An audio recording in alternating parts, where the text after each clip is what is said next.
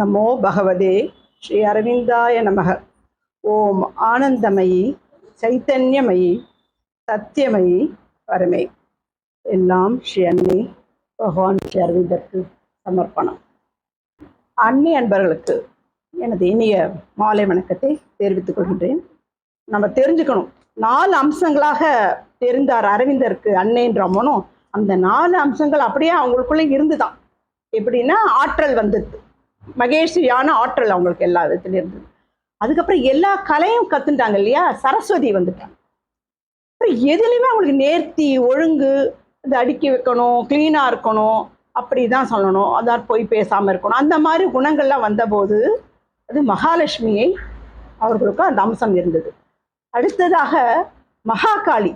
மகாகாளி அம்சம் கூட அவங்களுக்கு எப்படி இருந்தது என்றால், அவங்க சிறு வயதில் பள்ளிக்கூடத்திற்கு போகும் பொழுது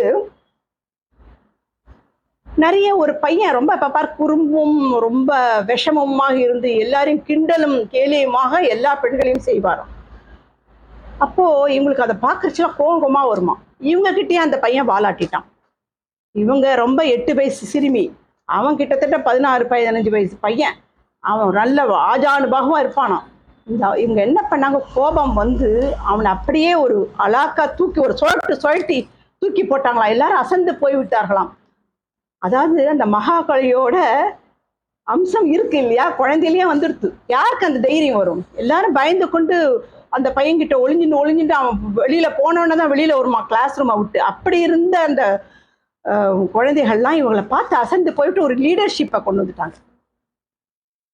நம்ம அன்னைக்கு ஒரு லீடர்ஷிப் அங்கே கொண்டு வந்து எதுவாக இருந்தாலும் அவங்கள தான் கேட்டுப்பாங்க. உடனே அவங்க என்ன பண்ணுவாங்க, மனசு அப்படியே ஊடுருவி பார்க்கும் தன்மை வந்து விட்டது. இந்த ஆற்றல் இருக்கு, மகேஸ்வரியோட ஆற்றல்.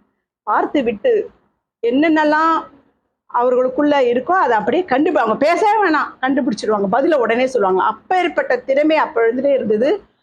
ஒரு 13 வயசு போதே கட்டுரையெல்லாம் எழுதுறச்சே அவங்க வந்து ஸ்கூல்ல வந்து பிறகு பாதை அப்படின்னு ஒரு கட்டுரை எழுதினாங்க. பிறகு அப்படின்னா பிறகுன்னு நம்ம நினைக்கிறோம்ல, இதெல்லாம் நீங்களும் தெரிஞ்சுக்கணும் குழந்தைகளே. அதெல்லாம் உங்களுக்காக தான் சொல்றாங்க. மதர் நிறைய கதை சொல்லியிருக்காங்க, இந்த மாதிரி கதையெல்லாம் நிறைய சொல்லியிருக்காங்க. இன்னும் பிறகு அப்படி சொல்லக்கூடாது, நாளைக்குன்னு ஒத்திருக்கூடாது, இன்னைக்கே செஞ்சிடணும். ஒரு எழுதுற, உனக்கு ஹோம்ஒர்க்குன்னா நாளைக்கு செய்கிறேன் அப்படி சொல்லக்கூடாது, இன்னைக்கே இப்பவே அதை முடிச்சிடணும். அந்த மாதிரி ஒரு இதை வளர்த்துக்கணும். அது சின்ன வயசுலேருந்தே இது பண்ணி அந்த கட்டுரை மூலமாக சொன்னபோது அசந்து போய்விட்டார்கள். இந்த சிறுமிக்கு எப்படி இந்த ஆற்றல் வந்தது அப்படின்னு ஸ்கூலில் இருக்கிற பிரின்ஸ்பால், வாத்தியார் எல்லோரும், டீச்சர்லாம் அவங்கள அப்படியே ப்ரைஸ் பண்ணி, அப்போவே இந்த குழந்தை வந்து சாமானிய குழந்தை இல்லை, தெய்வீக குழந்தை, ஏன்னா ஒவ்வொன்றையும் அவங்க கவனித்து கொண்டு வருகிறார்கள் இல்லையா. இப்படி அவர்கள் எதற்கு சொல்லணும், இறையாற்றல் சிறு வயதிலிருந்தே வளர்ந்து கொண்டே வந்தது. அப்புறம் அங்கே அந்த பாரிஸில் வந்து அவங்களோட இருக்கிற இடத்துக்கு கொஞ்சம் தூரத்தில் ஒரு காடு இருக்கும், அடர்ந்த காடு. அந்த காட்டுக்குள்ளே அடிக்கடி போயிடுவாங்களாம், தனியாகவே போவாங்களாம். எவ்வளோ தைரியம் பாருங்க. அந்த மகாகாளியோட தைரியமும் வீரமும் அவங்களுக்கு இருந்துதான். அப்படியே போய் உட்காந்துட்டு அப்படியே தனிமையாக தியானம் பண்ணுவாங்களாம். தியானம் பண்ணுறது இந்த அணிலும் பறவைகளும் அந்த அம்மா மேலே அப்படியே ஏறி விளையாடுமா அந்த குழந்தை மேலே. அப்போ ஒரு சில பேர்லாம் அந்த மரத்தை எல்லாம் நிறைய வெட்டணும் அப்படின்னு ஏதோ பேசியிருந்திருக்காங்க போல இருக்கு. அது இவங்களுக்கு தெரியாது, ஏன்னா இவங்க தியானத்தில் ஆழ்ந்து போயிட்டார்கள். ஏதோ கொஞ்சம் தொலை தூரத்தில் இதெல்லாம் மரத்தை வெட்டணுன்றச்சே மிர்ராவிடம் வந்து அந்த மரம்லாம் வந்து அவர்களுடைய உணர்வால் வந்து மிர்ராவிடம் வந்து சொல்லித்தான், இந்த மாதிரிலாம் வெட்ட போறாங்க அப்படின்னு. எப்படி மரத்தோட உணர்வுகள்லாம் அங்கே இருந்து பறவைகள், மரம் அப்படி அவங்களுக்கு தெரிய வந்தது. அப்படிதான் மலர்களுடையும் பேசுவார்கள். மலர்களுக்கு தெய்வீக குணம் இருக்கின்றது என்று கண்டுபிடித்து 898 மலர்களுக்கு அவங்க சொல்லிட்டாங்க. அப்படிதான் பின்னாடி ஆசிரமத்தில் எல்லோரும் வருவாங்க. எல்லார்கிட்டையும் பிரசாதம் கொடுக்க போறச்சே ஷூவில் நின்றுக்கிறச்சே அப்படியே ஆசீர்வாதம் தலையில வைத்து அப்படி கையில கொடுப்பாங்க. அப்படி கொடுக்கும் பொழுது அவங்களுடைய மனசில் இருக்கின்ற கேள்விகளுக்கு பதில் அதில் தெரியுமா. எப்படி என்றால், ஒரு எருக்கம்பூ கொடுக்குறாங்கன்னு வச்சுக்கோங்க. எருக்கம்பூனா எல்லாருக்கும் என்ன தெரியும், தைரியம். உனக்கு நீ ரொம்ப பயப்படுற, கோழையா இருக்க, தைரியமா போ, ஒரு இன்டர்வியூக்கு போனோம் போல இருக்கு, அவங்க பயந்து இருப்பாங்க, தைரியமா போ அப்படின்னு சொல்லுவாங்க. கொண்டைப்பூ கொடுப்பாங்கன்னு வச்சுக்கோ. நீ எப்போ பாரு அங்கே வெளியிலலாம் பேய் பூதம்லாம் பயந்து பயந்து நடுங்குற, அந்த பூவை வச்சு இது அதுதான் வெளிப்பாடு. கனகாம்பரம், இந்த கனகாம்பரம் வந்து ரொம்ப லேசா இருக்குன்னு நம்ம நினைக்கிறோம்ல, அதுக்கு வந்து அப்படியே தவிடுபடு ஆக்குமா, எல்லாத்தையும் விரட்டிடும். இந்த குழந்தைகளுக்கெல்லாம் வந்து ஏதாவது பிரச்சனை இருக்கு இந்த படிப்புக்கெல்லாம் அப்படின்னாக்க அந்த படிப்போட தடைகள் எல்லாம் நீக்கிடுமா. அந்த மாதிரி ஒரு குணம். அது பார்த்தா தான் லேசா இருக்கு, ஆனால் அதுக்குள்ள அவ்வளோ குணங்கள் இருக்கு. அந்த மாதிரி சாமந்தியா நமக்கு வந்து ஒரு தெம்பை கொடுக்கும். காகித பூ கொடுப்பாங்கன்னா நான் இருக்கேன் நீ போ அப்படின்னு சொல்றதுதான் பாதுகாப்பு. இதெல்லாம் புரிஞ்சுக்கணும். நாட்டு ரோஜா கொடுப்பாங்க சில பேருக்கு, இப்போ பார்த்தாலே தெரிஞ்சிடும், நீ நல்ல சமர்ப்பணம், உன்னே சமர்ப்பணம் செய் அப்படின்னு சொல்லுவாங்க. இப்படி பதில் அந்த மலர்கள் மூலியமாகவே வருமா. அது அங்கே இருக்கின்ற ஆசிரமவாசிகளுக்கெல்லாம் தெரியும். சில பேருக்கு வந்து கொடுக்கும் பொழுதே அப்படியே பூவெல்லாம் கீழே விழுந்து, இல்லை அதில் வந்து ஒரு கசங்கி வாடி ஏதாவது வந்ததுன்னா ஏதோ ஒரு கஷ்டம் இருக்குன்றது புரியும். இப்படி அவங்க வந்து கொஞ்ச நாள் கழிச்சு ஆசிரமத்தில் பேசாமல் எல்லாருக்கும் இப்படியே கொண்டிருந்தார்கள். பிறந்த நாள் அன்றைக்கு மட்டும்தான் அதுக்கப்புறம் வந்து அவங்கள தனியாக போய் பார்க்கும் ஒரு நிலைமை. ஏன்னா அவ்வளவு ஆசிரமத்தில் அவங்க பிஸி ஆகிட்டாங்க. எப்படி அவங்க ஆசிரமத்துக்கு வந்தாங்க? இப்படி அவங்க செய்து கொண்டே இருந்தாங்க. சித்து வேலையெல்லாம் கற்றுந்தாங்க. மறைமலையெல்லாம் சின்ன வயசுலேயே இந்த மறைபொருள் ஞானம் அவங்களுக்கு ரொம்ப ஆசை. சித்துக்கலை என்றால் என்ன தெரியுமா, நம்மளாம் நினச்சிப்போம் ஏதோ ஒரு இதை கொண்டு வந்து வரவழைக்கிறாங்கன்னு. அப்படி இல்லை, அது எல்லோருக்குமே வரவே வராது. அந்த இறை ஞானம் வரணும்னா நம்ம மெடிடேட் பண்ணி நம்ம உள்ளுக்குள்ளே இருக்கிறத கொண்டு வரணும். ஆனால் அது நல்லதுக்கு மட்டுமே பயன்படுத்தணும். சில பேர் கெட்டதுக்கெல்லாம் பயன்படுத்துவார்கள், நல்லதற்கு மட்டுமே பயன்படுத்த. இந்த நல்லதற்கு நம்மளுடைய அன்னையை வந்து நிறைய வழிகளில் பயன்படுத்தி இருக்காங்க. அது நமக்கு எல்லோருக்கும் தெரியும். அந்த வரலாறு சொல்றச்சே நிறைய சொல்லலாம். இப்படி அன்னையோட பண்பாடுகள்லாம் நிறைய சொல்லிகிட்டே போகலாம். அவங்க சின்ன வயசுல அவ்வளோ பண்ணியிருக்காங்க. அதற்கு வந்து நம்ம இந்த ஒரு நாள் உட்கார்ந்து சொன்னாக்க சொல்லிகிட்டே இருக்கலாம். அந்த அளவுக்கு ஏன் சொல்றோம்னா நமக்கெல்லாம் இந்த அவங்கள பார்த்து தைரியம் வரணும், பயம். அதனால தான் சொல்லுவாங்க பயப்படாதேன்னு. பயம் இருந்தா இந்த தீய சக்தியில் வந்து நல்ல நம்ம கிட்ட வந்து புகுந்து கொள்ளும். பேசும்பொழுது கூட யோசித்து வாயில வந்து வார்த்தைகளை டபார்னு உதிர்க்கக்கூடாது. அது கரெக்டாக என்ன 4 வார்த்தை சொல்லி தான் வார்த்தைகள் விடணும். டபார்னு நம்ம கண்ணாபனா பேசினான்னா நமக்குள்ள அந்த தீயத்துக்கு டகார் புகுந்துக்குமா, உள்ள புகுந்துன்னு நம்மளை ஆட்டி வைக்கும். ஏன்னா நிறைய நற்பண்புகள் எல்லாம் ஸ்கூல் ஆரம்பிச்சாங்க. அந்த ஸ்கூல்ல அந்த குழந்தைகளுக்கு இப்பவும் இருக்கு. ஸ்கூல்ல வந்து அவ்வளோ அழகாக சொல்லி கொடுக்குறாங்க. அவங்களுக்கு சர்டிஃபிகேட் கிடையாது, எக்ஸாம் கிடையாது, உடனே எல்லாம் நம்ம அங்கே போய் சேரலான்னு. ஆனால் நிறைய ரெஸ்ட்ரிக்ஷன் இருக்கும். என்னன்னா நீ எல்லாம் இறைத்தன்மை தான், உனக்கு அத்தனையும் போய் பேசக்கூடாது, திருடக்கூடாது, நிறைய அந்த அவங்களுடைய கோட்பாடுகள் எல்லாம் கொண்டு வந்து நம்பிக்கை வை, நன்றி சொல்லு. அதை வந்து அப்படியே சின்ன வயசுலேருந்தே ஒரு அவங்களுக்கு ஏற்றி ஏற்றி ஏற்றி திருவுரு மாற்றத்தை பண்ணுவோம். இப்படித்தான் இந்த நற்பண்புகள் எல்லாம் அவங்க குழந்தைகளுக்கும் வளர்த்தார்கள். காலேஜ் அது அப்படியே பெருசாக உருவாயிடுது, யூனிவர்சிட்டியாக மாறிடுது. அது வந்து சர்வகலா கலையாக மாறி அதில் எல்லாமே அங்கே சொல்லித்தராங்களாம். இப்படி ஒரு எல்லாவற்றுக்கும் வித்தாக இருந்தவர்கள் நம்மளுடைய பராசக்தி அன்னை.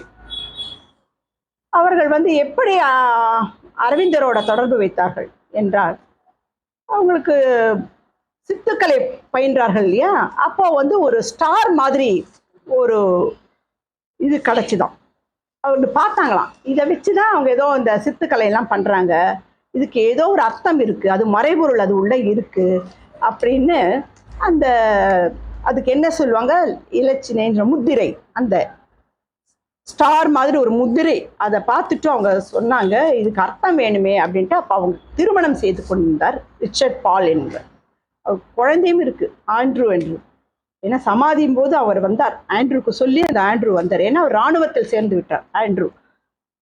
இப்போ கொள்ளு பேரன் கூட இருக்காங்களாம், கொள்ளு பேரன் அதுக்கும் பையன் அவருக்கு பிறந்து இன்னும் பாண்டிச்சேரியில் இருக்காங்க. அவங்கள கேட்டால் என்ன சொல்கிறாங்களாம், எனக்கு இவரத்தை பற்றியே தெரியாது, ஃபேன்சி ஸ்டோர் வச்சு நடத்திட்டு இருக்காங்க, எனக்கு ஒன்றுமே தெரியாதுன்றாங்க. நமக்கு தெரிஞ்ச அளவு கூட அவங்க தெரியாது. இது மாதிரி அவங்களுக்கு பெருமையாக இருந்தால் கூட பாட்டின்னு பெருமை இருக்கும், அவ்வளோதானே தெரியும், ஒன்றும் தெரியாது. இருந்தாலும் அந்த குணம் கொஞ்சம் இருக்கும், அவங்ககிட்ட இல்லாமல் இருக்காது. இப்படி அவர்கள் வந்து ஆன்மீகத்தில் வளர்ந்துட்டே இருந்தாங்க. சித்துக்களை இது அப்போ தெரியும் பொழுது எப்படி இதை கற்றுக்கலாம், இதை எப்படி தெரிஞ்சுக்கிறதுன்றச்சே, இந்தியா தான் ஆன்மீகத்துக்கே ஒரு எடுத்துக்காட்டான நாடு. ஆன்மீகம் என்றால் இந்தியா தான். அதனால தான் நம்மளுடைய பகவான் ஸ்ரீ அரவிந்தரும் ஸ்ரீ அன்னையும் இங்கே வந்து தேர்ந்தெடுத்தாங்க. பாண்டிச்சேரி வந்து தெரியும் எல்லாருக்குமே இல்லையா? அந்த சித்துக்கள் நிறைந்த இடம். அகஸ்திய முனிவரே அங்கதான் இருந்துட்டு போனாங்க. அப்படிப்பட்ட ஒரு இடத்துல தேர்ந்தெடுத்து பகவானே இங்க வந்திருக்காருன்னா அவருக்கு கிருஷ்ணர் இங்கதான் சொல்லி அமைச்சிருக்காரு. ஏன்னா அதுதான் பாதுகாப்பான இடம் என்று, ஆன்மீகம் வளரும் என்று. இப்படி உங்களுக்கு தெரிய வந்தது எப்படின்னா, ஒரு காஸ்மிக் கிளப் எல்லாம் இந்த பிரான்ஸ்ல ஆரம்பிச்சாங்க. அந்த காஸ்மிக் கிளப் வந்து ஆரம்பிக்கும் பொழுது இந்த ஐடியான்னு முதல்ல சின்னதாக ஆரம்பிச்சாங்க. அது பெரிய உருவில் காஸ்மிக் கிளப்பாக மாறியது.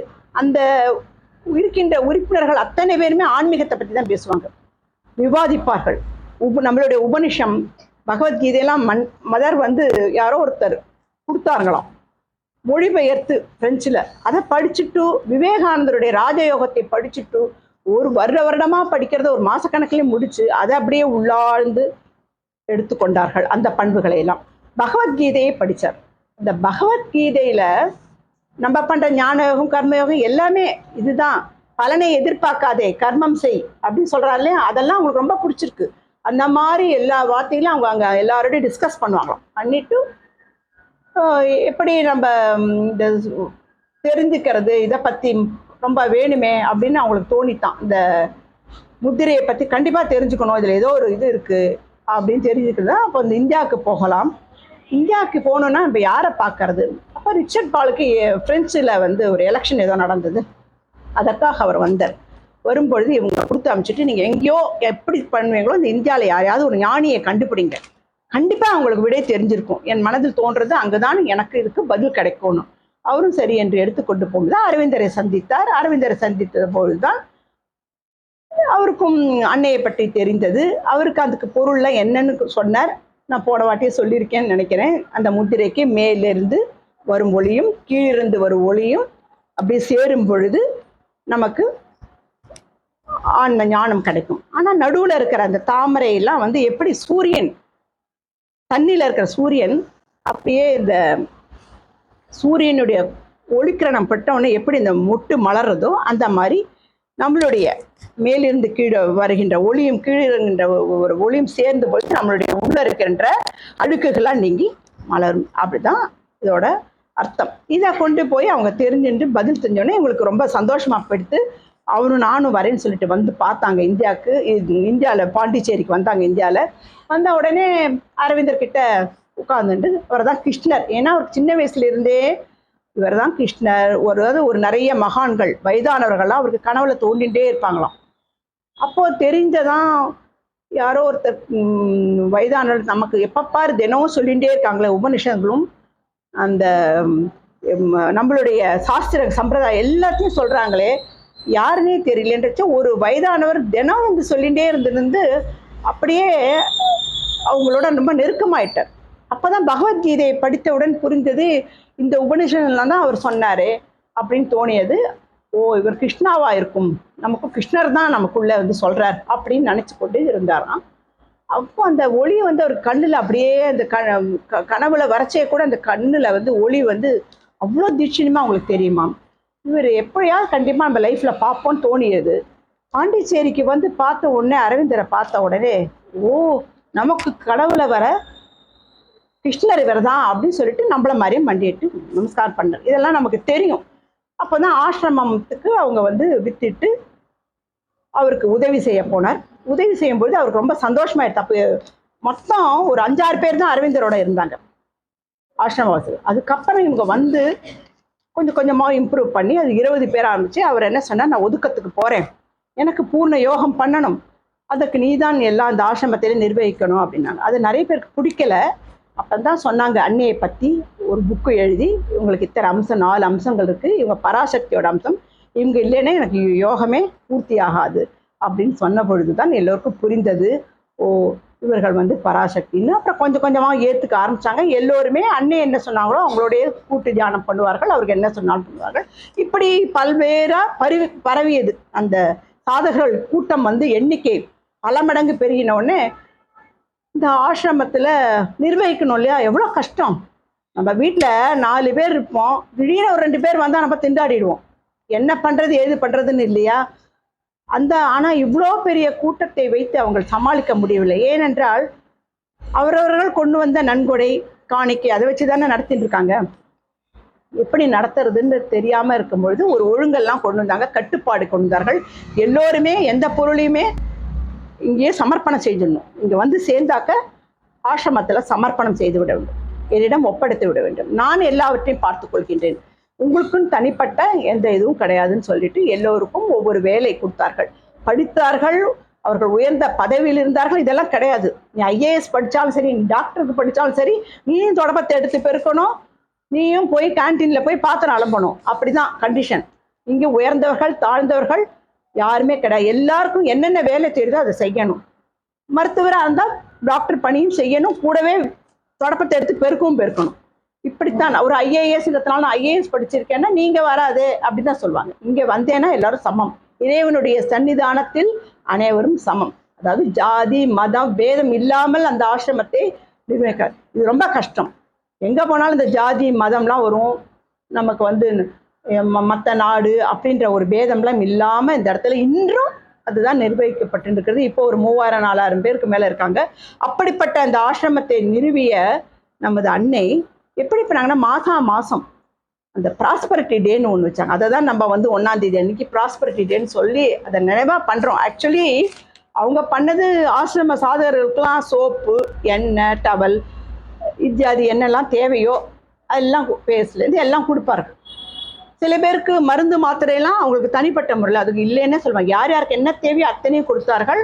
அதை தவிர 2 ரூபாய் கொடுத்தார்கள். எப்போ 2 ரூபான்றது 1920ஆம் வருஷம் 2 ரூபான்னா இப்போ ஒரு 2000 ரூபாய்க்கு சமானமாக இருக்குமா? நம்ம 100 மடங்கு போட்டுக்கோங்க, 2000 ரூபாய். சும்மா பேக்கெட் பண்ணி, அப்புறம் தபால் கவர் கொடுப்பாங்க, இன்லேண்ட் லெட்டர் கொடுப்பாங்க. ஏன்னா வீட்டுக்கு எழுதணும்னா எழுது போகணும். ஏன்னா அப்போல்லாம் ஃபோன் வசதி கிடையாது. இதை போட்டால் ஒரு மாதம் கழிச்சு தான் பதில் வரும். அப்படிப்பட்ட சூழ்நிலை. உறவு முறையெல்லாம் கூடாது. கண்டிஷன் அப்படிதான். நீ வந்தியா, நீ தனியாயிரு, நீ தனியார், அப்படிதான். அந்த மாதிரி ஒரு ஒரு கட்டுப்பாடும் ஒரு கோட்பாடும் கொண்டு வந்தார்கள். அதெல்லாம் மகாகாளியோட இது. யாராவது உனக்கு வந்து ஒழுங்கு இல்லைன்னா அவ்வளோதான், அங்கே போயிடு. அவங்களே போக வச்சுடுவார்கள், இல்லைன்னா போகிற மாதிரி ஆயிடும் அவங்களே. அப்படி ஆசிரமத்தை ரொம்ப அழகாக நிர்வகித்து கொண்டு வந்தார்கள். இந்த ஆசிரமம் நடந்து கொண்டே இருக்கும்போது அவருக்கு வந்து நுண்ணுயிரில் அவர் வந்து வேலை ஈடுபாடு. யாருக்கு? பகவான் ஸ்ரீ அரவிந்தன் நுண்ணுயிரில் ஈடுபாடு 24 மணி நேரம். இவங்க எப்படி? அன்னை நுண்ணுடல்ல, அதாவது இந்த ஸ்தூல உடம்புல இவர் வேலை செய்கிறாங்க இவங்க. அவங்க வந்து சூஷ்மத்தில் அப்படியே போய் நம்ம பூர்ண யோகத்தை யாருக்காக? 2 பேருமே நமக்காக தான், மக்களுக்காக தான் பண்ணாங்க. தனிப்பட்ட முறையில் பண்ணவே இல்லை. அப்பொழுது அவர்களுக்கு அப்படியே ஒளி வந்து கொண்டே இருக்கின்றது. கோல்டன் கலரில் மாறிண்டே வரார். எப்படி இருந்தார் எல்லாருக்கும் தெரியும். பழைய போட்டோலாம் நம்ம அரவிந்தரத்தை பார்த்தா ஒரே கருப்பா விடவிடன்னு இருந்தவர் பொன்னிறமாக மாறிவிட்டார். அந்த பொன்னிறமான ஜோதி என்னன்னா அவங்களுக்கு அப்படியே அந்த ஓவர் மைண்டு கிருஷ்ணனோட ஒளி கொஞ்சம் கொஞ்சமாக அவர் உடம்புல இறங்கிட்டே வருது. அப்பொழுது அதை இறக்கி பூமியில் வைக்கணும். பூமியில் வைக்க முடியல. ஏன்னா நம்மெல்லாம் இன்னும் நிறைய மக்கள்லாம் அந்த பூமியில் அதற்கு தயாராகவே இல்லை. வேறு வழி இல்லை. தான் கஷ்டப்பட்டு இறக்கணும். தன் உடம்புல இறக்கினா பூமியில் இறக்க முடியாதனால உடம்புல இறக்கினாக்க உடம்பு தாங்காது அந்த ஒளி. என்ன பண்ணுறது? ஆனால் அவர் அதுக்கு கவலைப்படவே இல்லை. அன்னை சொன்னாங்க, நான் இறக்கிக்கிறேன். இல்லை, உனக்கு இங்கே வந்து இந்த நுண்ணுடலில் வேலை இருக்குது. நான் இறக்கிட்டு போகிறத, இந்த என்னுடலில் இறக்கிக்கிறத நீ வந்து பூமியில் இறக்கணும். அதுதான் உன் வேலை அப்படின்னு சொன்னார். வேறு வழி இல்லாமல் அன்னையும் ஒத்துக்கொண்டார்கள். அந்த அப்போதான் அந்த நவம்பர் 24, இப்போ வரப்போகிறதே நவம்பர் 24ஆம் தேதி அன்று அந்த ஓவர் மைண்ட் கிருஷ்ணனுடைய ஒளி அப்படியே பகவான் ஸ்ரீ அரவிந்தரிடம் இறங்கியது. இறங்கியவுடன் ஒரு டிசம்பர் 5 அவர் வந்து கொஞ்ச நாள் கழிச்சு தான், ஒரு 3-4 வருஷம் இருந்தார். சுதந்திர தினத்தையும் பார்த்தார் எல்லாமே. ஆனால் அவருக்கு தாங்கலை. அடிக்கடி உள்ளுக்குள்ளேயே போயிட்டார். யாரோடையும் பேசவில்லை, அமைதியாகவே இருந்தார். அன்னை வந்து இந்த உடனேயே அவருக்கு எல்லா பணிவிடையும் செய்து அவரை நன்றாக தீய சக்திகள்லாம் எதுவும் இல்லாமல் காப்பாற்றிகிட்டே இருந்தாங்க. அந்த நேரத்தில் டிசம்பர் 5 அவருக்கு உடம்பு சரியில்லாமல் அவருடைய பூத உடல் இந்த உலகத்தை விட்டு போய்விட்டது. அதற்கு அவர் வந்து அழகாக தயாரித்து அந்த சர்வீஸ் மரத்துக்கு கீழே முதலையே பிளான் பண்ணி அவர் அடக்கம் செய்யறதுக்கு எல்லாம் செஞ்சுட்டாங்க. யாரும் அழக்கூடாது அப்படி சொல்லிட்டாங்க. ஏன்னா அவர் இங்கே தான் இருக்கார். நீங்கள் அழுதாக்க ஏதோ துக்கத்தை இங்கே கொண்டாடுற மாதிரி இருக்குது. அவரை போப்போன்னு விரட்டுற மாதிரி இருக்குது. அவர் இங்கேயே இருக்கார், எல்லோரும் மகிழ்ச்சியாக இங்கே இருக்கார், நம்மளுடைய பகவான் சொல்லணும்னு சொல்லிட்டாங்க. அவர் அந்த பூத உடல் போய் ஒரு வாரத்தை எப்படி இருப்பாங்களோ, இனிமேல் ஆசிரமம் நடக்குமோ நடக்காதோன்னு எல்லாரும் ஒரு பயத்தில் இருக்காங்க. அவ்வளோதான். நம்ம தான் அனுப்பி நிரோபத்ரன்லாம் சொல்கிறாராம். அங்கே இருக்கிற டாக்டர் நிரோபத்ரன்லாம் நம்ம தான் வந்து பார்த்துக்கணும் போல இருக்கே, இனிமேல் இவங்க பார்த்துக்கு ஃப்ரெண்ட்ஸுக்கு போயிடுவாங்க, ஃப்ரான்ஸ் நாட்டுக்கு போயிடுவாங்க, நம்ம எப்படி இருப்போம் அப்படின்னு நினச்சிட்டு இருக்கிறச்சே அவங்களுக்கு அது தோன்றது இல்லையா இவங்கெல்லாம் என்ன மனசில் இருக்குதுன்னு. உடனே எழுந்துனாங்க. நான் ஆசிரமத்தையெல்லாம் இனிமேல் கவனிக்க போகிறேன்னு அவர்கள் வேலையை கவனிங்கள்ட்டு கடகடன்னு செய்ய ஆரம்பிச்சிட்டாங்க. வேலையை வேகமாக செய்ய ஆரம்பித்து விட்டார்கள். அதாவது என்ன வேலை?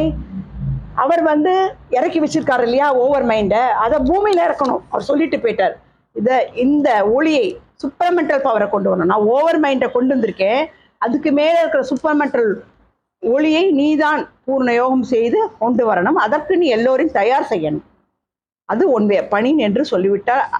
அப்பொழுதுதான் அவங்க சொன்னாங்க, நீங்கள் எப்படி இத்தனையும் கவனிப்பீங்கன்னா, இல்லை எனக்கு இத்தனை நாள் அரவிந்தர் பகவான் அறையில் போய் ஒவ்வொரு கேள்வியும் கேட்பேன், பதில் வேணுன்றதுக்கு ஒவ்வொரு இடத்துமா போய் நான் அடிக்கடி போய் கேட்பேன். இப்போ எனக்கு ரொம்ப சுலபமாக போயிடுது, ஏன்னா அவர் என் மனசுலேயே இருக்கார். அப்பப்போ நான் என் தியானம் செய்து அவர்கிட்ட கேட்பேன், உடனே அவர் பதில் சொல்லிடுவார். என்னோட வேலை ரொம்ப சுலபமாக போய்விட்டது என்று வேகமாக இந்த பணி ஆரம்பித்து விட்டார். சர்வகலாசாலை இந்த குழந்தைகளுக்கெல்லாம் ஆரம்பத்தில் சொல்லிக் கொடுத்து அங்கே இருக்கிறவர்களெல்லாம் அந்த ஆத்மீக பணியில் ரொம்ப ஈடுபாடோட கொண்டு வந்தார். இப்படி இந்த ஆசிரமம் கடகடகடன்னு நடக்க ஆரம்பித்தது. நம்மலாம் கோல்கொண்டான்னு ஒரு கெஸ்ட் ஹவுஸ், உங்களுக்குலாம் நிறைய பேர் தெரிஞ்சிருக்குமோன்னு தெரியல, கோல்கொண்டா கெஸ்ட் ஹவுஸ்ன்னு, அதை கூட அன்னை வந்து சூப்பர்வைசர் பண்ணி தான் அதை கட்டினாங்க. அது நிறைய பேருக்கு தெரியுமோ தெரியாது. இந்த ஆசிரமத்தில் கோல்கொண்டா கெஸ்ட் ஹவுஸ்னு ஒரு ஆசிரமம். அது வந்து ஏன் அதை சொல்கிறோம்னா, அந்த காலத்திலேயே அது கட்டி முடிக்க 2-3 வருஷம் ஆச்சான். அவ்வளோ நேர்த்தியாகவும் இப்போ இந்த காலத்துக்கு ஏற்ற மாதிரி அப்போவே கட்டியிருக்காங்க. அவ்வளோ மாடர்ன் அமெனிட்டிஸ்லாம் கொண்டு வந்து கட்டி, டாமிட்ரி ரூம் எல்லாம், அதாவது அடுக்கடுக்கா அந்த ஆசிரம வாசத்துக்குள்ள இடமே இல்லை, அவ்வளோ பேர் சேர்ந்துட்டாங்க. எங்கே போகிறது? வாடகைக்கு எடுத்தாச்சு, வீடு எடுத்தாச்சு, எல்லாம் முன்னாச்சும் கிடைக்கவே இல்லை. இப்படி அன்னையை வந்து இவ்வளோ பேருக்கும் வசதிகள்லாம் செய்து கொடுத்தார்கள். இதற்கு நடுவில் வந்து புயல் அடிக்கும், வெள்ளம் வரும், பீச்லேருந்து அலைகள் வந்து வேகமாக வந்து ஆசிரமத்தை தாக்கிறதுக்கு வந்துடுது. அப்போ என்ன பண்ணுறது? எல்லாரும் ஐயோ ஆசிரமத்தையே முழுகிடும் போல இருக்கே அப்படின்னு பயந்த போது அன்னை என்ன சொன்னாங்களா, பயப்படாதுன்ட்டு அங்கே போய் நின்றுட்டாங்க. இந்த அலை வெள்ளம் அப்படியே வருது இல்லையா, அலை அடித்து அது சுழண்டு காத்தோட வெள்ளமும் வருது எங்கே ஆசிரமத்தை நோக்கி. அப்போ அங்கே நின்றுட்டு பேசுகிறாங்க கையாட்டி அந்த தேவதை கிட்டலாம், இந்த மாதிரி நாங்கள்லாம் நல்லதுக்காக இங்கே வந்திருக்கோம், ஒரு இறைப்பணிக்காக வந்திருக்கோம், என்ன நீங்கள்லாம் இங்கே நாங்கள்லாம் தெய்வமாக மாறப்போகிறோம், அதனால் நீ வந்து எங்களை எல்லாம் கெடுத்து விடாதே, இந்த பணியை எங்களை செய்ய விடு, நீ வந்து ஒதுங்கிப்போ, இங்கே வராதே அப்படின்னு அவங்க கையை காமிச்சு அப்படியே நிறுத்த சொன்ன உடனே பின்வாங்கி போச்சான். இப்பவும் பாண்டிச்சேரிக்கு போனால் அங்கே வச்சிருப்பாங்க பாறாங்கள், உள்ளடங்கி தான் அந்த பீச் இருக்கும், வராது ஆசிரமத்துக்கு. இல்லாட்டி அது இவ்வளோ தூரம் வந்திருக்குமா, வந்து ஆசிரமத்துக்கெல்லாம் அது இதுவாகும், உள்ளடங்கியே தான் இருக்கும், அவ்வளோ அலையே இருக்காது பாருங்க. இதை நம்ம நிஜமாக பார்க்கலாம் இல்லையா? இதெல்லாம் அப்போது இப்போ நம்மலாம் அன்னை இருந்தான்னு இருந்த குழந்தையெல்லாம் கிட்ட என்ன இருக்குன்னா, இதெல்லாம் நம்ம ஒரு ப்ரூஃப்.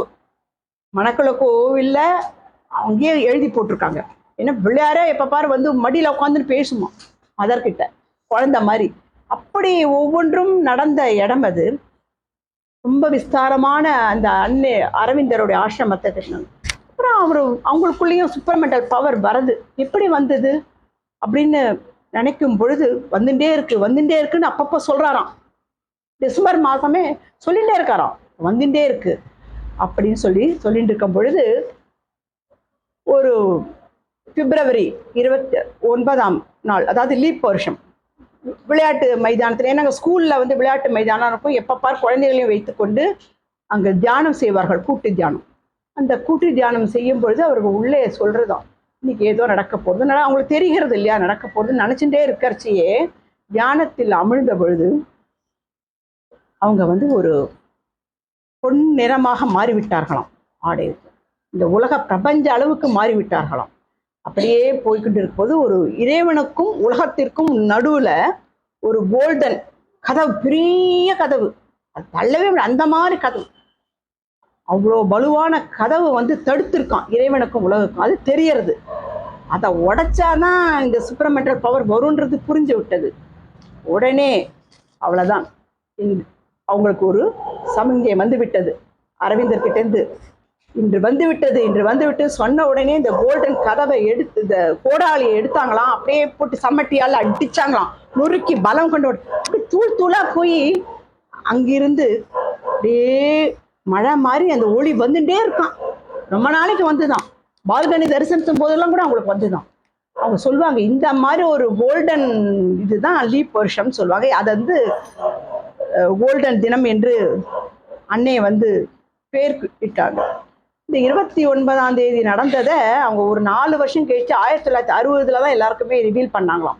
அது வரைக்கும் சொல்லலை. ஏன்னா அந்த அளவுக்கு அவங்களுக்குள்ள அந்த வைப்ரேஷன் இருந்துட்டே இருந்தது. அதுக்கப்புறம் ஒரு 2 பேர்கிட்ட ரொம்ப அந்யோன்யமா இருக்கவங்கிட்ட சொன்னாங்க. அந்த 2 பேர்கிட்ட சொன்னா போறேன் இல்லையா, எல்லாருக்கும் பரவெடுத்து அப்பொழுதுதான் தெரிந்ததாம், ஓ இது வந்து சூப்பர்மெண்டல் பவர் பூமியிலையும் வந்தாச்சு, உணர்வாக ஸ்தூல உடம்புல இறக்கிட்டாங்க.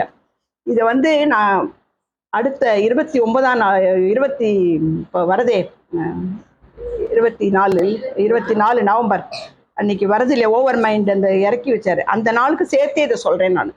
அந்த பவர் வந்து அதுதான் கொண்டாடுறோம். அந்த கொண்டாடுறத அரவிந்தருக்கு வந்த தினம் அது ஏப்ரல் மாதம் நிரந்தரமா வந்தாங்க. இந்த நவம்பர் என்ன எல்லாமே 24 நீங்க வேணா பாருங்க, நிறைய அவங்களோட இதுல 24 தான் வரும். இந்த நவம்பர் 24 பகவான் வந்து ஓவர் மைண்ட் இறங்கின இது. இந்த சூப்பர்மெண்டல் பவர் அப்படியே வந்து இறங்கின உடனேயே அவங்களுக்குள்ள ஒரு மாற்றங்கள் வர ஆரம்பித்து விட்டது. அன்னையிடம் மாற்றங்கள் வந்தது. நிறைய பேர் அங்கே ஆசிரம வாசிகளுக்கு அவங்களுக்கும் மாற்றங்கள்லாம் தெரிஞ்சுதான் சொல்லுவார்களாம். அவர்களுடைய அனுபவம்லாம் சொல்லுவாங்களாம், எங்களுக்கு இப்படி தெரிஞ்சுது. எனக்கு ஒருத்தர் எங்கேயோ படுத்துட்டு இருக்காராம் அங்க ஆசிரமத்துக்கு. அவர் சொல்றாராம் மறுநாள் 2 நாள் கழிச்சு வந்து, அன்னை எனக்கு என்னவோ இது ஒரு மாதிரி தோன்றியதே, என்னன்னு தெரியலனா. அப்பதான் சொன்னாலும், ஓ இவர்களுக்கும் ஒரு 4-5 பேருக்கு மாத்திரம் அது தெரிய வந்துதான். இப்படி அது தெரிய வந்திருக்கு. ஆனா நம்மலாம் என்ன செய்யணும், நம்மலாம் அமைதியா இன்னைக்கு தியானம் பண்ணினோம். அவங்க சொன்னது என்னன்னா, அவங்க ஒரு இறைத்தன்மையை நிரந்தரமாக இங்க கொண்டு வந்துட்டாங்க. எந்த ஆர்ப்பாட்டமும் இல்லை, எந்த ஒரு கேளிக்கையோ ஆர்ப்பாட்டமும் இல்லை. இந்த நாள் அமைதியாக நடக்கின்ற நாள். எல்லா இடத்துலையும் அமைதியாக நடக்கிறது தியானம். இங்கேயும் நடந்தது. நீங்கள்லாம் கூட்டு தியானம் பண்ணியிருப்பீர்கள். இல்லைனாலும் அவரவர்கள் வீட்டிலையும் தியானம் பண்ணுவார்கள். இந்த மாதிரி தியானம் பண்ணும் பொழுது நம்ம அமைதியாக உள்ளார்ந்த திறக்கும் பொழுது கொஞ்சம் கொஞ்சமாக நமக்குள்ளே இந்த திருவுருமாற்றம் ஏற்படும். இந்த சூப்பர்மெண்டல் பவர் இருக்கு இல்லையா, அந்த பவர் அவங்களாம் நம்ம கஷ்டப்பட்டு இறக்கி வச்சாச்சு. நம்ம அந்த மாதிரி பண்ண வேண்டாம். தியானம் செய்ய, இந்த உடம்பு நான் இல்லை, இந்த மனம் நான் இல்லை, இந்த பிராணன் நான் இல்லை. இதெல்லாம் யார் கொடுத்தது? கடவுள் பகவான் ஸ்ரீ அரவிந்தரும் அன்னையே நமக்கு கொடுத்தது. இந்த ஆற்றல்லாம் நமக்கு கொடுத்தது. இது நீ இப்போ நான் பேசுகிறேன்னா அந்த ஆற்றல் அவங்களுடையதான். நம்ம சமர்ப்பணம் செய்யணும். எல்லாவற்றையும் சரணாகதி செய், நான் உடனே வந்து விடுவேன்றாங்க. நீ சரணாகதி செய்யலையா, சும்மா ஆர்டினரியாக உட்காந்துட்டு போனேன்னா கூட உனக்கு வேண்டியதெல்லாம் நான் கொடுப்பேன். ஆனால் நீ வந்து எனக்கிட்ட சமர்ப்பணம் செஞ்சுட்டேன்னு நானே பார்த்துக்கிறேன், எந்த கஷ்டம் வந்தாலும் தவிடுபொடி ஆக்கிவிடுவேன் அப்படின்னு அன்னை சொல்கிறாங்க. அதனால நம்ம எல்லாத்தையும் உடல் பொருள் ஆவி எல்லாத்தையும் நம்ம தினமே எழுந்த உடனே உன்னோட சமர்ப்பணம் செய்கிறே சொல்லுங்க, அவங்க பார்த்துப்பாங்க. நீ சும்மா நடந்து போ, நீ சும்மா கையால் பண்ணு, சும்மா பேசு எல்லாம். இப்போ நீங்கள் கேட்குற இந்த திறன் யார் கொடுத்தாங்க, நான் பேசுறது யார் கொடுத்தாங்க? இன்னைக்கு இங்கெல்லாம் நீங்கள் உட்கார்ந்து கேட்க வேண்டும் என்கின்ற ஒரு விதி, அதுவும் அன்னை அரவிந்தரால் தான் ஏற்படுத்தியது. இது கொஞ்சம் கொஞ்சமாக நமக்கு உள்ளுக்குள்ளே போகும். அந்த உள்ளுக்குள்ளே கொஞ்சம் கொஞ்சமாக அமிர்தம் போய் போய் போய் நம்மளது எப்படி தங்க கலரில் அரவிந்தர் மாறினாரோ நம்மளுடைய உடலும் தேஜஸாக மாறும், கண்டிப்பாக மாறும். இதை நம்ம பின்பற்றணும். சும்மா நம்ம வந்து பூ வைக்கிறது, ஏதோ அப்படி வந்து பொருட்காட்சி மாதிரி பார்க்கறது. பாண்டிச்சேரி போனால் இனிமேல் எல்லாரும் அமைதியாக உட்காந்து ரொம்ப நேரம் பண்ணுங்க. அந்த வைப்ரேஷன் வந்து நேராக வீட்டுக்கு போங்க, வேற எங்கேயும் போகாது. சும்மா அக்கம் பக்கம்லாம் பேச வேண்டாம். அந்த மாதிரி பேசினாக்கா நமக்கு வைப்ரேஷன் போயிடும். அவங்க கொடுத்துருக்காங்க, கொடுக்குறாங்க, சூஷ்ம ரூபத்தில் இருக்காங்க. இப்போ நம்ம சமாதி, எந்த சமாதியும் தொட்டு பார்க்க விடவே மாட்டாங்க இல்லையா? எந்த இடத்துக்கு போங்க, சமாதினால தள்ளி தான் போய் நிற்க சொல்லுவாங்க. ஆனால் நம்ம அன்னை அரவிந்தர் சமாதி மட்டும் நம்ம தொடலாம். நீங்க போய் அப்படியே குனிஞ்சாக்கு அப்படியே உட்காந்துட, நான் அடிக்கடி போய் அப்படியே பண்ணுவேன். ஒரு தாயோட மடியில நம்ம படுத்துட்ட மாதிரி ஒரு ஃபீலிங் கிடைக்கும். அப்படியே நம்மளை அரவணைச்சுக்கிற மாதிரி இருக்கும். நான் இருக்கேன், நான் இருக்கேன் அப்படின்னு சொல்லுவாங்க. அந்த மாதிரி நமக்கு ஒரு அனுபவம் கிடைக்கும். அது அமைதியான அந்த இடத்த விட்டு வரவே பிடிக்காது. நம்ம அந்த மாதிரி ஒரு நிலைக்கு நம்ம வரணும். கொஞ்சம் கொஞ்சமாக மாறுவோம். ஒரே நாளில் எல்லாம் மாற முடியாது. ஏன்னா நம்ம குலோப் ஜாமில் ஊறிட்டோம்ல, அந்த குலோப் ஜாமில் ஊறினதை நம்ம எப்படி எடுக்க முடியும்? அது குலோப் ஜாம்லேருந்து நீ குலோப் ஜாம் தனியாக பாகு தனியாக எடுன்னா எடுக்க முடியாது, ஊறிடுது உள்ள. அது எப்படி எடுக்கணும்னா அது கொஞ்சம் நாள் பட்டு தான் வரும். அப்படியே அது காய வச்சு அது சுருங்கி அது ஒன்றும் இல்லாமல் போகணும். அப்படி நம்ம உடம்புல வந்து பற்றெல்லாம் இருக்கக்கூடாது. அதுக்காக நம்ம வேலை செய்ய வேண்டாம். குடும்பத்தில் வந்துட்டோம். நம்மலாம் ஒன்றும் ஞானி கிடையாது, முனிவர்கள் கிடையாது, ஒரு காட்டில் போய் தவம்லாம் இல்லை. வீட்டில் விஷ்ணு பகவானே சொல்கிறார், நீ வந்து வீட்டிலே இரு, கர்மயோகத்தை பண்ணு. அது ஞானியோட ரொம்ப ஒசத்தி. இந்த கர்மயோகம் என்றது நம்ம வீட்டில் பண்ணிக்கொண்டே வேலை செஞ்சு கொண்டே நம்ம வந்து இது நான் இல்லை, இது ஆற்றல் கொடுத்தது அப்படின்னு செய்யுங்க. ரொம்ப சந்தோஷமா செய்யுங்க. இவ்வளோ செய்யணுமா அப்படின்னு நினைக்கக்கூடாது. இவ்வளோ செய்யணுமா, உனக்குத்தான் செய்கிறேன். எல்லாரும் ஆத்மா, எல்லோரும் பகவான். நீங்களும் பகவான், நானும் பகவான், எல்லோருமே ஆத்மாக்கள். இந்த ஆத்மா வந்து இறைவன் கொடுத்த ஒரு பலவித ரூபங்கள். இந்த ரூபத்தை நம்ம என்ன நினச்சிக்கணும், இது நான் கொடுத்தேன், இது என்னால் வந்தது, இது நான் தான், உனக்கு வேணுமா அப்படி ரொம்ப சந்தோஷமாக நினச்சிக்கோங்க. சந்தோஷமாக செய்யுங்க. எவ்வளோ நல்லா இருக்கும் பாருங்க. நீ பாரு, வேலை நீ எழுதுறேன்னா சந்தோஷமாக எழுது, சந்தோஷமாக படி, தானே உனக்கு படிப்பை கொடுத்துரும். அன்னைக்கிட்ட போய் குழந்தைகள்லாம் அவருக்கு தான் ஸ்கூல் வச்சுருக்காங்க, நீங்கள் அங்கே போய் சேர்க்கவே வேணாம். நம்மளுடைய குழந்தைகளே நம்ம பண்பாடாக மாற்றலாம், பண்படணும். இப்போ எப்படி அவங்க வந்து ஆசிரமத்தை அவர் வித்துட்டார். அரவிந்தர் வந்து ஒரு விதை விதைச்சு விற்று இட்டு ஒரு 4-5 பேரை வச்சு அதை நடத்த ஆரம்பிச்சார். இந்த களையை பிடுங்கி அதை உருமாற்றி ஒத்தொத்தருக்குள்ளேயும் உயிரை கொடுக்கறது எப்படி தண்ணீர் பாய்ச்சினது அன்னை தான். இவ்வளோ தூரம் அந்த அரவிந்தர் அன்னை ஆசிரமம் வளர்ந்ததுன்னா அது அன்னையால் தான். அதனால நம்ம இன்னைக்கு இந்த சமாதி தினத்துல வந்து நம்ம அன்னைக்கு நம்ம செய்கின்ற ஒரே ஒரு நன்மை என்னன்னா, எல்லோருமே நம்ம வயசாயிடுத்து, நம்ம தான் கடமை முடிஞ்சிட்டு, நம்ம பேர குழந்தைகளை சொல்லலாம், இல்லை நம்ம குழந்தைகளை சொல்லலாம். நிறைய நேரம் நம்ம மற்ற இதுல ஈடுபடாம நல்லதையே சொல்லி கொடுத்து நமக்கு அவங்களுக்கு முதல்ல பக்தியால கொண்டு வந்தாதான் பண்ணுவாங்க. அடுத்துதான் இது பண்ணணும். ஒவ்வொன்றாக நம்ம கொண்டு வரணும். சகுன தியானத்தை கொண்டு வந்து நிர்சகுன தியானத்தை கொண்டு வரணும். முதல்ல நம்ம இதுக்கு மதரை கொண்டு வந்து இங்கேயே உட்கார வச்சு பண்றோம்னா நமக்கு சகுன தியானம் வந்தா அப்படியே பார்த்துட்டே இருப்போம். அவங்க கண்ணை பார்த்துட்டே வச்சு அந்த ஒளி நமக்குள்ளே இறங்கி இறங்கி நமக்குள்ள ஒரு திருவுருமாட்டத்தை ஏற்படுத்தும். இந்த பூக்கள்லாம் எதுக்கு வைக்கிறோம்? அந்த குணம் தெய்வீக குணம். வாடாமல்லி மரண பயத்தே போக்கும். உங்களுக்குள்ள ஒரு பெரிய நோய் இருந்தாலும் பூவரசம் பூ இந்த வாடாமல்லாம் இந்த மரண பயத்தை போக்கும். ஒவ்வொரு பூக்களுக்குமே ஒவ்வொரு குணங்கள் இருக்கின்றது. துளசினா பக்தியை கொடுக்கும், தானே கொடுக்கும். அதுக்கு நமக்கு தூதுவர் மாதிரி இறைவன் கிட்ட போய் என்ன அவங்க வச்சிருக்காங்க, என்னுடைய குணத்தை அவங்களுக்கு கொடு. அதுதான், அது கேட்டுதான் என்னுடைய குணத்தை நான் வந்து எல்லாருக்கும் சர்வீஸ் செய்கிறேன்னு அவங்ககிட்ட சொல்லியிருக்கான். அதுக்கப்புறம் தான் அவங்க வந்து எல்லாருக்கும் தெரியப்படுத்திருக்காங்க. மலர்களோட பேசுவாங்க. இப்படி நம்ம எல்லோருமே சமாதி தினத்தன்று ஒரு ஓத்து மாதிரி எடுத்துட்டு எல்லோரும் குழந்தைகளையும் நம்ம வீட்டையும் எல்லோரும் அதுக்காக நம்ம வந்து சொல்ல யாரும் திருந்தலைன்னு வச்சுமா, அவங்கள சொல்லி சொல்லி திருத்த வேண்டாம், தானாகவே திருந்துவார்கள். விட்டு விடுங்கள். இங்கே கூட நீங்கள் தியானமயத்துக்கு வாங்க யாரும் கூப்பிடவே கூடாது. அது ஒன்று தெரியுமா? அவங்க சொல்லியிருக்காங்க, என்னை வந்து பாரு, என்னை வந்து பாருன்னு சொல்லவே கூடாதான். நீ தெரியப்படுத்து, தெரியலன்னா நீ சமாதி தினம், இன்றைக்கு பிறந்த நாள் அப்படி சொல்லணும். அவங்களே ஒரு ஈடுபாட்டுடன் வரும்பொழுது நான் இருக்கேன் முதல்ல சொல்லுவாங்க. கையை பிடிச்சி எப்படி குழந்தை நடிச்சோம்னா நான் இருக்கேன்னு அழைச்சிட்டு வருவாங்க. அப்புறம் கொஞ்சம் கொஞ்சமாக நமக்குள்ள ஒரு திருவுருமாற்றம் நடைபெறும். கண்டிப்பாக அது நடைபெறும் என்று சொல்லி அன்னை அரவிந்தர் வந்து என்ன சொன்னான்னு அந்த ஒரே வார்த்தைகளை மட்டும் சொல்றேன். அரவிந்தர் வந்து சொன்னதை நம்ம சொல்லணும் இல்லை அன்னையை பற்றி. அவர் வந்து ரொம்ப அழகாக சொல்லியிருக்காரு, அதை நம்ம தெரிஞ்சுக்கணும் கண்டிப்பாக. ரொம்ப அழகா அன்னையை பற்றி வந்து என்ன சொல்லியிருக்காருன்னா, அன்னையோட இறை பேருணர்வும் என்னுடைய உணர்வும் ஒன்றே, ஒரே தெய்வீக பேருணர்வு இரண்டாக உள்ளது. 2 பேருக்கு ஒரே உணர்வு தான், 2ஆக உள்ளது. அதை நான் சொன்னேனே, அவர் நுண்ணுயிர்ல போய் பண்ணினாங்க, இவங்க நுண்ணுல பண்றாங்க. 2ஆ பிரிஞ்சிருக்காங்க, பிரிஞ்சு செஞ்சாங்களாம். ஏனென்றால் இந்த இயக்கத்துக்கு அது தேவைப்படுகிறது. கண்டிப்பா அப்படிதான் தேவைப்படணும். அன்னையின் திரு உணர்வு தெய்வீக உணர்வாகும். அவரிடமிருந்து வருகிற ஒளி தெய்வீக சத்தியத்திலிருந்து வருகிறது. இப்ப அந்த தலைப்பு வந்துருத்தா, பேரொளி. பேரொளி வந்து விட்டது தெய்வீக அன்னையாக.